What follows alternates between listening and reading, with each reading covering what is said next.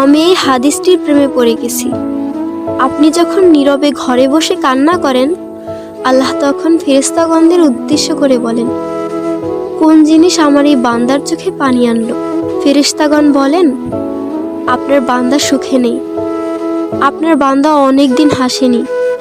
এই বলে ফেরেশতাগণ কান্না করতে থাকেন এবং আল্লাহকে বলেন, হে আমার রব, আপনি জানেন আপনার এই বান্দার হৃদয়ে কি রয়েছে, অতএব আপনি তার জন্য সবকিছু সহজ করে দিন।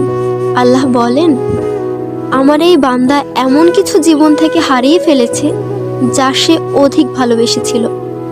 অতএব আল্লাহ বলেন, আমি শপথ করছি, আমার বান্দা তার জীবন থেকে যা হারিয়েছে এর চেয়ে উত্তম জিনিস তাকে এনে দেব, যা দেখে দুনিয়া ও আখিরাতের সবাই বিস্মিত হবে।